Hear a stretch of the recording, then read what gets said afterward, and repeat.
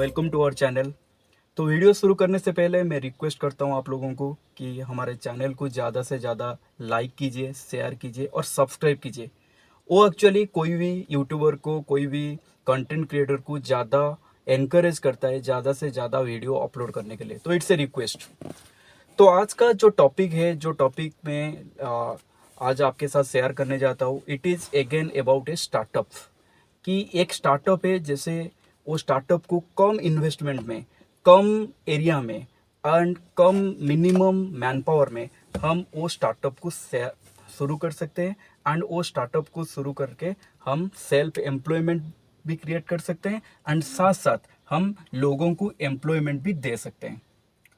तो दोस्तों, जैसे कि आप लोग जानते हैं कि फूड, क्लोथिंग एंड शेल्टर, ये तीनों ह्यूमन बेसिक नीड्स है सर्वाइवल के लिए और मिनिमम स्टैंडर्ड लिविंग के लिए। फूड्स दोस्तों एनर्जी देता है और न्यूट्रिएंट्स देता है। शेल्टर जिंदा रहने के लिए एक सेफ और सिक्योर प्लेस देता है। तीसरा, क्लोथिंग। क्लोथिंग बेसिकली दोस्तों कवच जैसा है, ये बॉडी को सील्ड करता है ठंडी में, गर्मी में, बारिश में और डस्ट में भी। क्लोथेस बॉडी को कवर करता है for reasons of modesty and cultural और रिलीजियस कस्टम्स। अगर हम क्लोथिंग का हिस्ट्री में जाए और इसका इवोल्यूशन को जाएंगे तो ऐसा माना जाता है पहले बॉडी को ढकने के लिए पेड़ के पत्ते यूज किया जाता था। कहीं कहीं जगह में एनिमल स्किन्स को भी यूज किया जाता था।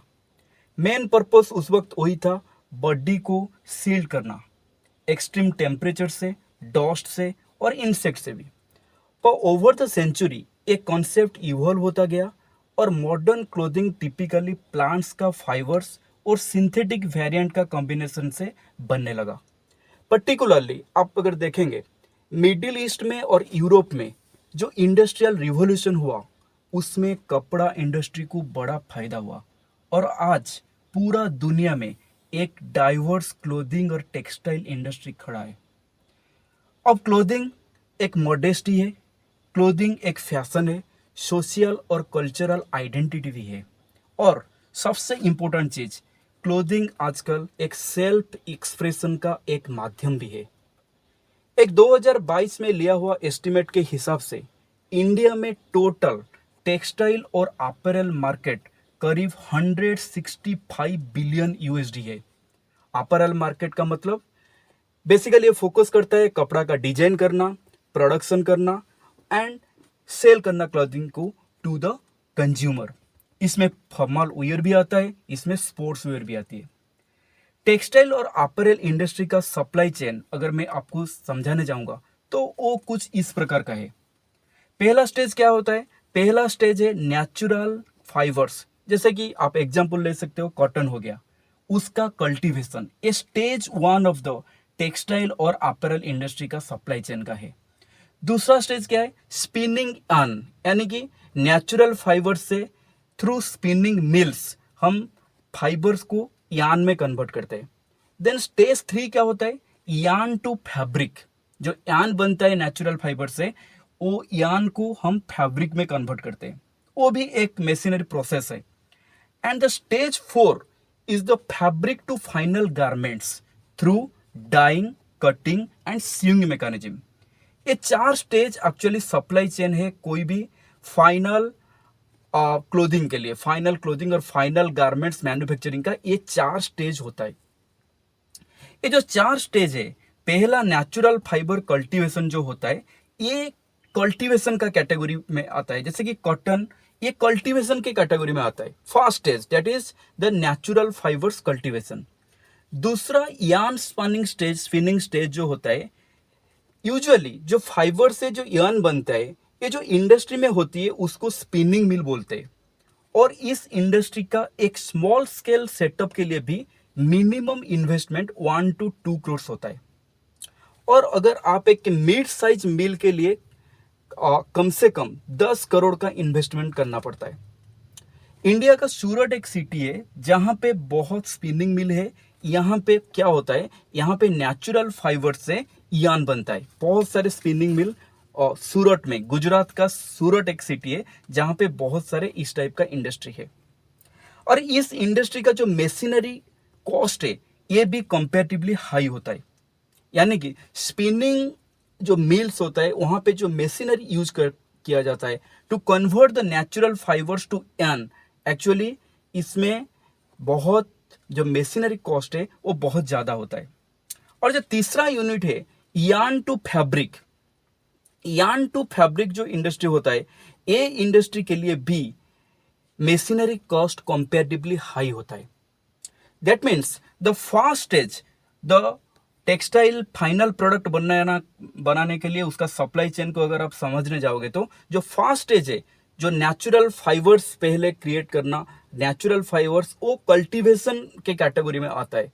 देन स्पिनिंग यार्न, यानी कि हमको स्पिनिंग मिल में वो फाइबर को यार्न में कन्वर्ट करना है, वो एक्चुअली स्पिनिंग मिल में होती है। एंड जैसे कि मैंने बोला इसका मिनिमम एक स्मॉल स्केल सेटअप के लिए भी कम से कम 1 to 2 करोड़ लगता है, एंड एक मिड लेवल का एक सेटअप के लिए 10 करोड़ रुपया लग सकता है। जो तीसरा स्टेज है यार्न टू फैब्रिक, वो कंपनी सेटअप करने के लिए, वो मैन्युफैक्चरिंग यूनिट सेटअप करने के लिए भी you have to invest a lot of money because the machinery cost is comparatively high for this manufacturing unit.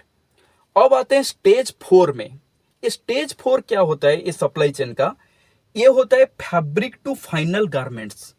Fabric to final garments means ये फाइनल गारमेंट है, यहां से आप कस्टमर को कैटर करते हैं जब फाइनल गारमेंट बन जाएगा। ये इंडस्ट्री मेरे हिसाब से आज पर माई ओपिनियन इस सेक्टर में जो लोग स्टार्टअप करना चाहते हैं उनके लिए ये जो चौथा स्टेज का इंडस्ट्री है that is fabric to final garment, ये सबसे बढ़िया है। यानी कि fabric to final garments which is the last stage of the supply chain of any type of textile industry is actually suitable for the startup industry आज पर my opinion, because यहाँ पे मिनिमम इन्वेस्टमेंट हो करना पड़ता है, minimum area का requirement पड़ता है इस टाइप का इंडस्ट्री का सेटअप करने के लिए, और कुछ मशीनरी और कुछ लोगों के लेके आप इस टाइप का इंडस्ट्री का सेटअप कर सकते हो।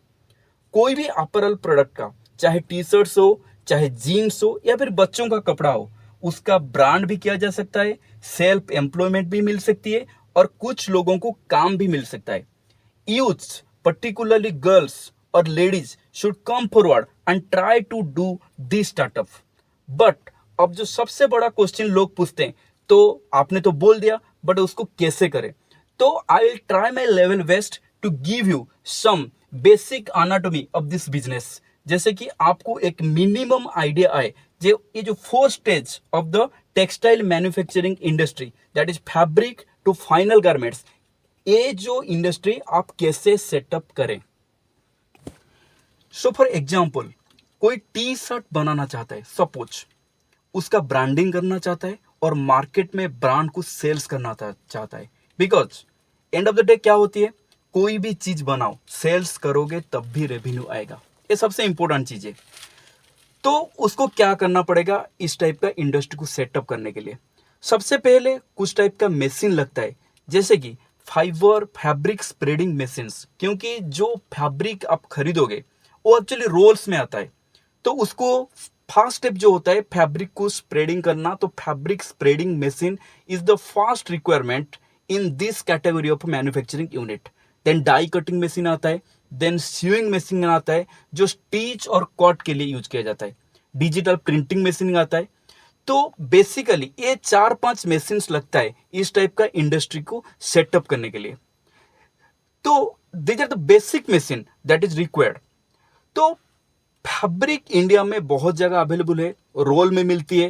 पहले जो प्रोडक्ट बनाने जाते हो उसको पहले क्या करना पड़ेगा, पहले जिस प्रोडक्ट वो बनाना चाहता है उसमें कौन से टाइप का फैब्रिक लगता है, first of all the entrepreneur और first of all the entrepreneur जो कि ये इंडस्ट्री सेटअप करना चाहता है, फर्स्ट ऑफ ऑल उसको उसी फैब्रिक को परचेज करना चाहिए, उसको उतना नॉलेज रहना चाहिए कि what exactly the product I am going to make and उसके लिए क्या फैब्रिक यूज होता है। तो वो फैब्रिक को पहले उसको परचेज करना चाहता है। इंडिया में बहुत बड़ा फैब्रिक का मार्केट है जहां से वो रोल को, जो फैब्रिक का रोल को परचेज करना पड़ता है।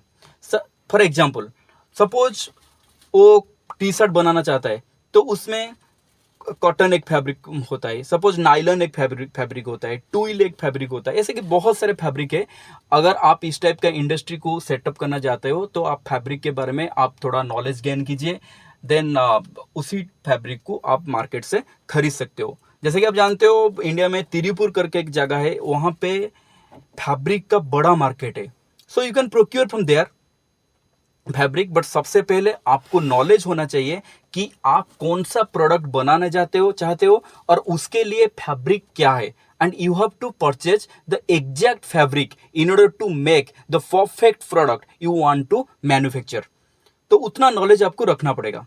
देन ऑफकोर्स आप अगर टी शर्ट बनाना चाहते हो, कोई भी प्रोडक्ट बनाना चाहते हो, तो सबसे पहले आपको उसका डिजाइन करना पड़ता है। एक बार डिजाइन आपका रेडी हो गया, देन आपका जो बेसिक एक मशीन रहता है उसको डाई कटिंग मशीन बोलते हैं। और डाई कटिंग मशीन पहले कट करता है, और डाई कटिंग मशीन पहले वो जो फैब्रिक को कट करता है।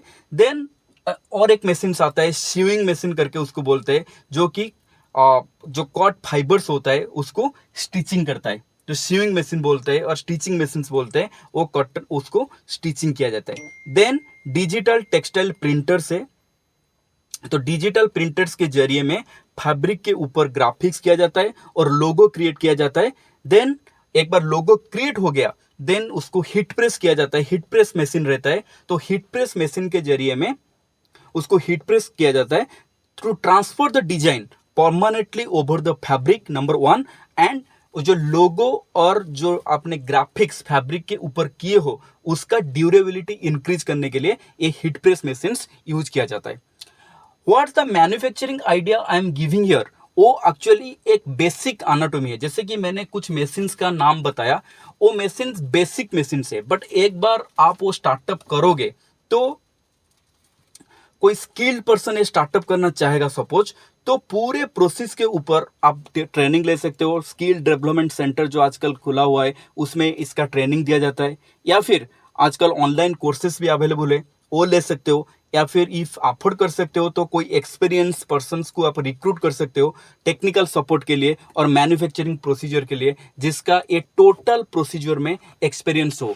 बेंगलोर हो गया, सूरत हो गया, यहाँ पे बहुत स्टेज 4 यूनिट से, इवन तमिलनाडु चेन्नई हो गया। चेन्नई में तो बहुत सारे इस टाइप का इंडस्ट्री है। वहाँ का लोकल लोग जो है वो कम इन्वेस्टमेंट में 25 लाख 30 लाख 20 लाख इसी टाइप का इन्वेस्टमेंट में इंडस्ट्री खड़े की हैं। और मैं कुछ इंडस्ट्री वालों को ऐसे भी जानते हूँ, they have started the industry with 20 lakh 25 lakh 20 lakh even rupees, and right now their turnover is more than 5 crore 6 crore। They are giving employment to 20%, 30%, 40%। कोई स्टिचिंग का काम करता है, कोई सीविंग का काम करता है, कोई प्रेस मशीन चलाता है, कोई डिजाइन करता है। तो ये सब जो टेक्निक से, यानी कि मैन्युफैक्चरिंग टेक्निक से, इसको थोड़ा आप लर्न करना पड़ेगा। Because what is the idea, what is the idea I am giving you, that is the basic idea I am giving to you। तो उसको साथ साथ आपको थोड़ा मैन्युफैक्चरिंग का टेक्निक ज़्यादा लर्न करना पड़ेगा, वो तब भी जाके आप एक प्रॉपर प्रोसीजर फॉलो कर सकते हैं मैन्युफैक्चरिंग के लिए। तो वो उतना आपको लर्न करना पड़ेगा, बट यही बेसिक है। Basically what are the machines I mention, these are the basic machines. उसमें कुछ मॉडिफिकेशन हो सकता है, उसमें कुछ कैटेगरी ऐड हो सकता है, वैल्यू एडिशन हो सकता है, ये सब चीज आपको देखना पड़ेगा। तो प्रोडक्ट बनाना ज्यादातर क्या होता है, तो आपका प्रोडक्ट बन गया, जहां तक मैं आपको समझाया वहां तक प्रोडक्ट बन गया। बट प्रोडक्ट बनाना ज्यादातर एक फिक्स टेक्नोलॉजी होता है। That means suppose you learn the idea, you learn the technology how to manufacture your product, then आप प्रोडक्ट बना लोगे। पहले कोई एक्सपीरियंस पर्सन को आप सुपरवाइजर रख सकते हो, मैनेजर रख सकते हो, जो कि आपको गाइड करेगा। उसके बाद धीरे धीरे आप वो टेक्नोलॉजी लर्न कर जाओगे तो प्रोडक्ट बन जाएगा।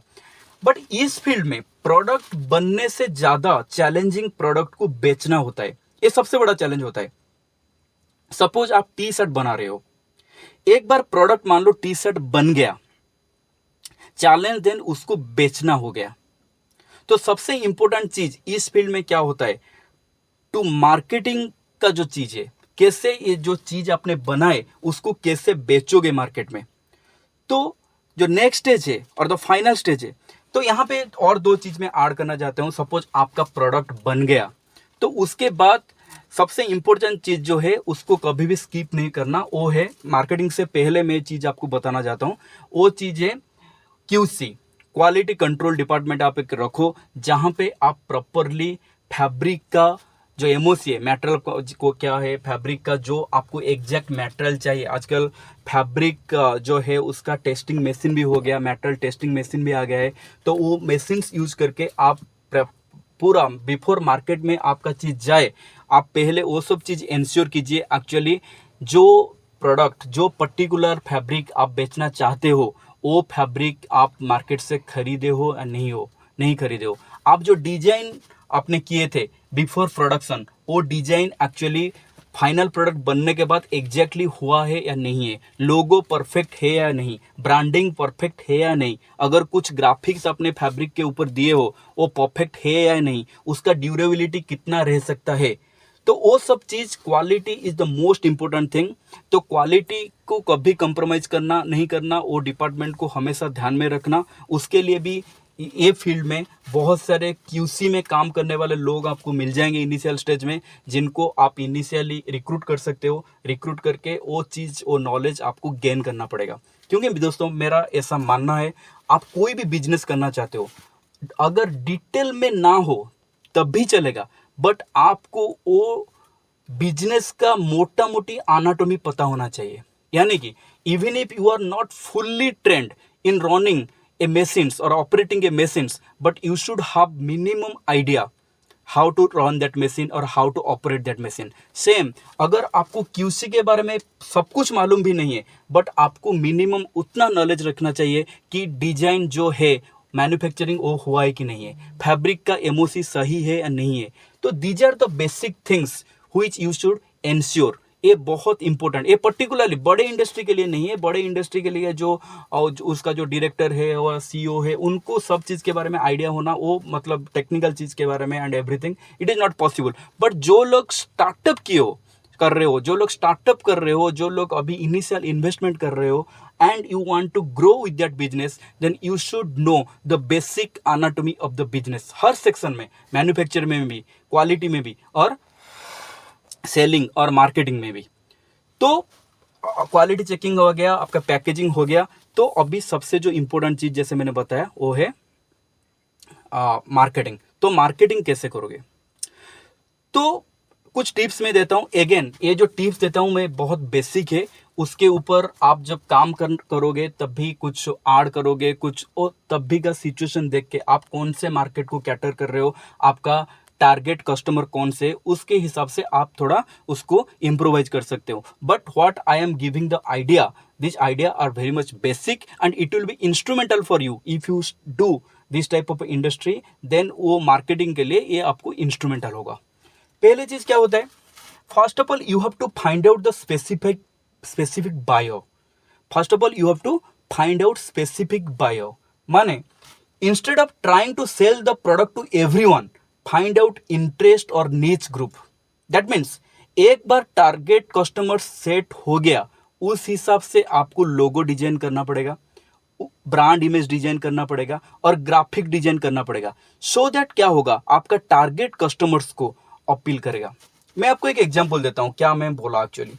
Suppose you are making a T shirts which actually catering to the men of age group of 18 to 45। That means आपको पहले उसके लिए क्या करना पड़ेगा। सपोज आपका टारगेट क्लाइंट जो है आपका टी शर्ट का, वो 18 से 45 उम्र का जो बॉयज है, मान लो, I am giving an example. Then आपको ब्रांड इमेज उस हिसाब से डेवलप करना पड़ेगा, ग्राफिक जो आप कर रहे हो टी शर्ट के ऊपर करना उसी हिसाब से करना पड़ेगा, such that it will attract the youngsters.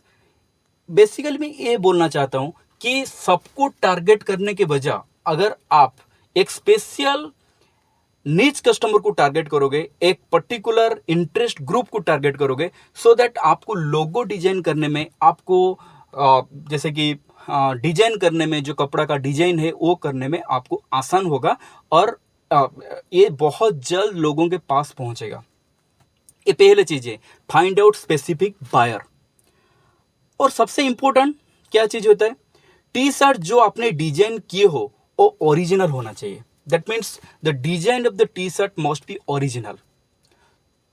तो एक आई कैचिंग डिजाइन डेवलप करना पड़ेगा आपको। दैट मीन्स सपोज आप एक ओरिजिनल लोगो और ओरिजिनल डिजाइनिंग टी शर्ट का किए, तो जो डिजाइन आप करोगे तो make sure that will be eye catching design. और फैब्रिक का क्वालिटी में सबसे इंपॉर्टेंट चीज ये इंश्योर करना पड़ेगा कि पहनने में जो इसको पहनेगा, जो कपड़ा को पहनेगा उसको कंफर्टेबल लगे। ये इंश्योर करना एक बहुत इंपॉर्टेंट चीज है। ये पहला स्टेप होता है। एक्चुअली फर्स्ट स्टेप होता है क्या, फिर से रिपीट करता हूं, you have to find out specific bio. Okay, point number 2, आपको जो डिजाइन लोगो का करोगे या टी शर्ट का डिजाइन करोगे, ग्राफिक्स का डिजाइन करोगे, वो ओरिजिनल होना चाहिए। उतना वर्क आपको करना पड़ेगा, समझना पड़ेगा डिजाइन क्या होता है, समझना पड़ेगा आपको लोगो का डिजाइन कैसे किया जाता है, उतना होमवर्क आपको करना पड़ेगा। और तीसरा जो इंपॉर्टेंट चीज है वो है आपको इंश्योर करना पड़ेगा कि जो इसको पहनेगा उसको कंफर्टेबल लगे। ये 3 इंपॉर्टेंट चीज है। इसको before starting marketing you have to ensure that. तो अभी बाद में आता है मार्केटिंग कैसे करें। पहले चीज है आपको आपका एक ऑनलाइन प्रेजेंस क्रिएट करना पड़ेगा। कैसे आप ऑनलाइन प्रेजेंस क्रिएट करोगे? पहले कोई भी ई कॉमर्स प्लेटफॉर्म यूज कीजिए और वो ई कॉमर्स प्लेटफॉर्म यूज करके खुद का एक ऑनलाइन स्टोर क्रिएट कीजिए। ये आपका प्रोडक्ट का ब्रांडिंग में बहुत यूजफुल होगा। तो ये सबसे इंपॉर्टेंट चीज है। ये आपका प्रोडक्ट का ब्रांडिंग में अगर आप ई कॉमर्स प्लेटफॉर्म में यूज करके खुद का एक ऑनलाइन स्टोर क्रिएट किए तो ये आपका प्रोडक्ट ब्रांडिंग में ये बहुत यूजफुल होगा। देन सेकंड इंपॉर्टेंट चीज क्या होता है, आप खुद का वेबसाइट भी क्रिएट कर सकते हो और खुद का वेबसाइट क्रिएट करके आपका प्रोडक्ट को भी बेच सकते हो। एक इंपॉर्टेंट चीज हो गया। और जो पॉपुलर मार्केट प्लेस है, जैसे कि अगर आप लार्ज मार्केट प्लेस को कैटर करना चाहते हो तो जो पॉपुलर मार्केट प्लेस है, जो ऑनलाइन चीज़ों को बेचते हैं, वो आप धीरे धीरे उनको भी अप्रोच कर सकते हो जहां पे आपका प्रोडक्ट को वो बेचे। बट वो बाद में आप कर सकते हो। बट इनिशियली आप पहले एक ऐप बना सकते हो। Through the app you can sell the product and कोई भी ई कॉमर्स साइट में जाके, ई कॉमर्स प्लेटफॉर्म में जाके आपका एक स्टोर आप क्रिएट कर सकते हो। ये सबसे इंपॉर्टेंट चीज होता है। तीसरा, आजकल डिजिटल मार्केटिंग का तरीका बहुत पॉपुलर है। कोई भी सोशल नेटवर्किंग प्लेटफॉर्म का इन्फ्लुएंसर और कंटेंट क्रिएटर जो लोग हैं, उनका आप हेल्प ले सकते हो टू प्रमोट योर प्रोडक्ट्स। वो लोग उनका सोशल नेटवर्किंग साइट में आपका प्रोडक्ट को प्रमोट करेंगे। So your products reach will be get some momentum because of their followers, because once they will start promoting about your products in their channels, their maximum बहुत सारे influencers है, अब social networking influencer है, बहुत सारे content creator है जिनका बहुत फॉलोअर्स है। तो उनको आप अप्रोच कर सकते हो। उनका जो तरीका होगा, पेड तरीका होगा कि व्हाटएवर तरीका होगा, वो आप देख लीजिए। बट उनके जरिए में आप आपके प्रोडक्ट को प्रमोट कर सकते हो सो दैट आप एक मोमेंटम आपको मिल सकता है। आपका प्रोडक्ट को सेल करने के लिए एक मोमेंटम आपको मिल सकता है, क्योंकि उनका किसी का 10 लाख फॉलोअर होते हैं, किसी का 20 लाख फॉलोअर होते हैं, ऐसे भी इन्फ्लुएंसर है। तो आपका प्रोडक्ट का रीच मैक्सिमम हो सकता है।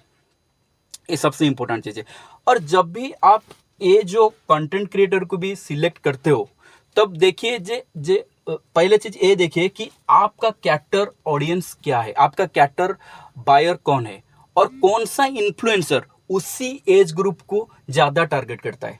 तो उसी इन्फ्लुएंसर के साथ आप बात कीजिए, उसके साथ व्हाटएवर प्रोसीजर है वो प्रोसीजर अडॉप्ट करके आपका प्रोडक्ट को प्रमोट कीजिए।